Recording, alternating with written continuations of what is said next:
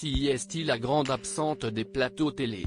Patricia Cass ne chante plus, n'accorde pas d'interview.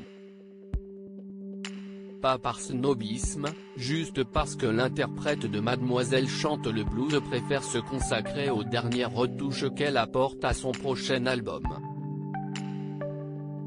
Des chansons intimes qui ont nécessité un long travail. À l'automne 2019, Patricia a posté sur Instagram des photos d'elle en studio. L'essentiel de l'enregistrement de son album était prévu en mars dernier. Pandémie oblige, elle n'a pu finalement l'enregistrer que l'été dernier. Ses titres sont désormais presque prêts.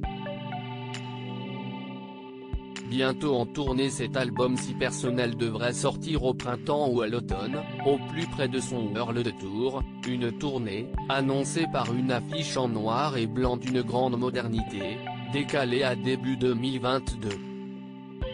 Il y a 10 ans, Patricia Cass s'était laissée tenter par la fiction.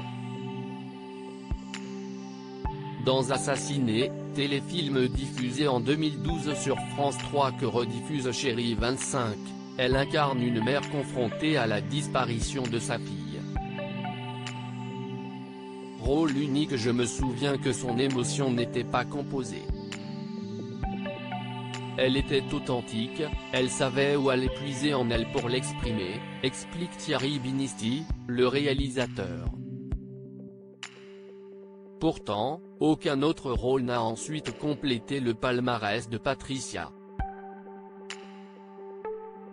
J'ai trouvé ça difficile, avoua-t-elle peu après le tournage en 2011. En retournant à la chanson, elle a pu retrouver le bonheur à la fin de cette année-là grâce à l'album Cass chante Piaf, suivi d'une tournée qui l'a amenée du Royal Albert Hall de Londres au Carnegie Hall de New York.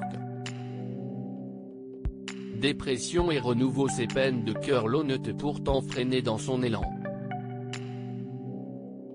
Si ses relations avec son ex-manager Cyril Prieur et avec le chef Yannick Aleno se sont bien finies, d'autres plus hasardeuses l'ont conduite à la dépression. Ce n'est pas la rupture qui m'a fait le plus mal, si est-il de réaliser qui est réellement l'autre, commentait-elle à Oh My Mag. Elle ne reviendra sur le devant de la scène qu'en 2016 avec un album passé inaperçu mais dont elle a pourtant défendu les titres sur scène durant plusieurs semaines, surtout en Russie où on lui déroule toujours le tapis rouge. Ce n'est pas une fille de l'Est pour rien.